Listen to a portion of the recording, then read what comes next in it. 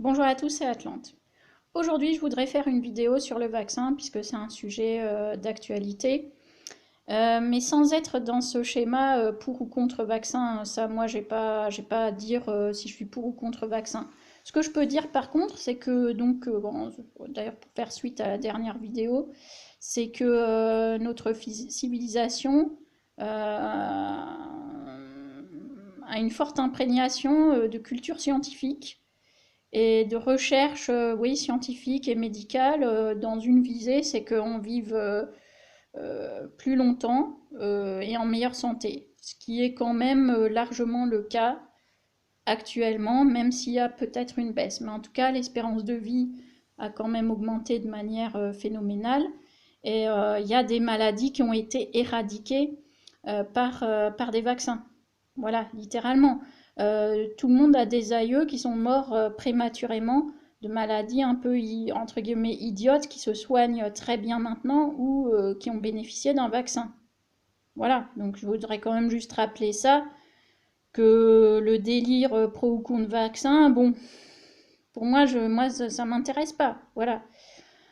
Ensuite, justement, ceux qui sont anti-vaccins, je voudrais leur dire une chose. Vous êtes anti-vaccin ou vous êtes anti-gouvernement? Voilà, je pense que ça, c'est la bonne question. Parce que moi, je suis anti-gouvernement. Ok? Parce que le gouvernement est néfaste, le gouvernement ne fait pas ce qu'il faut pour nous, le gouvernement ne défend pas nos intérêts, surtout dans le cadre de l'Union européenne. Donc moi, ça, je le dis. Mais je ne mélange pas avec le vaccin contre enfin, qui va empêcher le Covid. Là, moi, je ne peux pas me prononcer là-dessus. Par contre, ce que je peux vous dire à vous, c'est que ben, vous êtes français, et donc en tant que français, vous êtes quand même un des champions mondiaux de la consommation de quoi? De médicaments, et notamment d'antidépresseurs. C'est qui va se précipiter sur sa boîte d'ibuprofène dès qu'il a un petit gratouillis au ventre ou à la tête? C'est vous les Français. Qui c'est qui va se précipiter sur des antidépresseurs et surtout des somnifères, des trucs comme ça, parce qu'il n'arrive pas à apaiser son âme? C'est vous les Français. Qui c'est qui, quand il va à la pharmacie, ressort avec des sachets pleins, quoi? Des sachets pleins, surtout les personnes âgées. On a tous vu ça, quoi. Voilà. C'est vous les Français. D'ailleurs, les pharmacies, c'est toujours plein à craquer, quoi. Mais à tous les moments de l'année, c'est un truc de fou.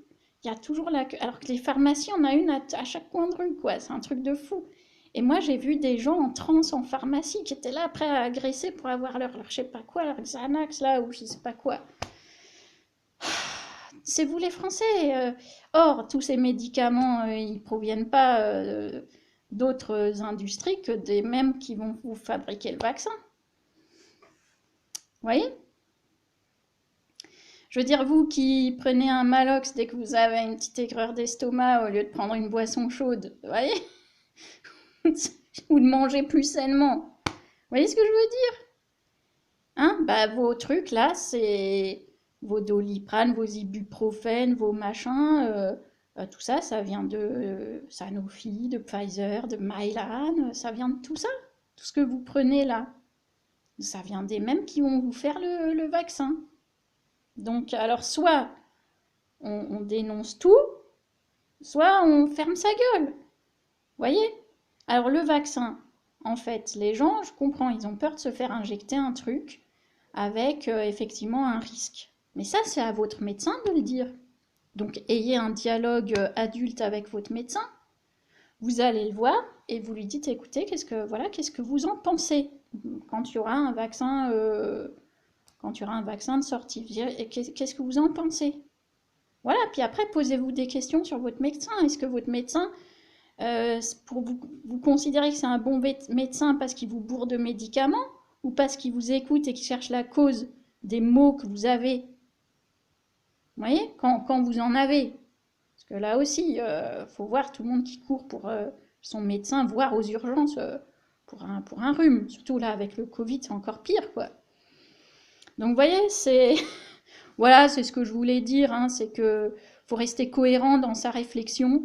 faut pas turbiner dans tous les sens. Il y a des côtés sombres dans la médecine et dans la pharmacie, et il y a des côtés positifs quand même. Hein, la preuve, on est bien content de se faire soigner quand on a quelque chose. Hein. Bon, aussi, pour rappel, il y a certains, entre guillemets, produits vache à lait, comme on dit en marketing, qui permettent de générer du cash pour faire de la recherche sur des maladies un peu plus rares ou un peu plus compliquées.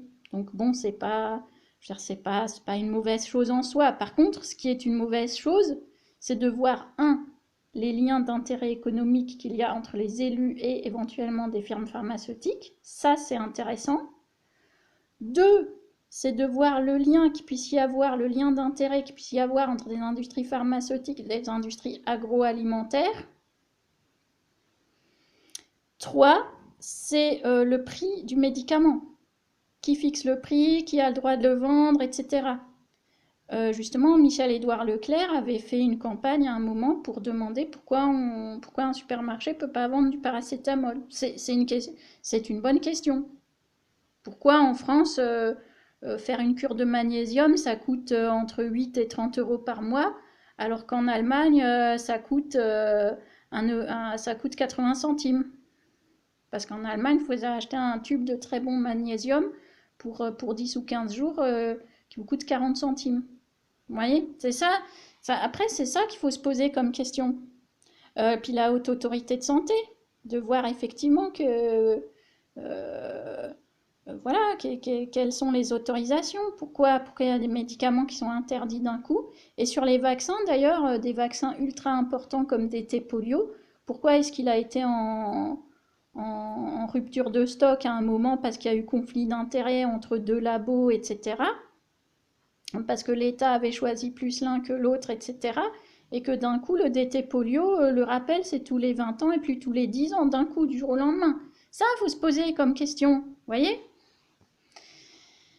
Enfin, mais effectivement, il ne s'agit pas de se faire injecter n'importe quoi, puis tout comme il ne s'agit pas d'absorber n'importe quoi comme médicament, quoi, hein, d'une manière générale. Vous voyez?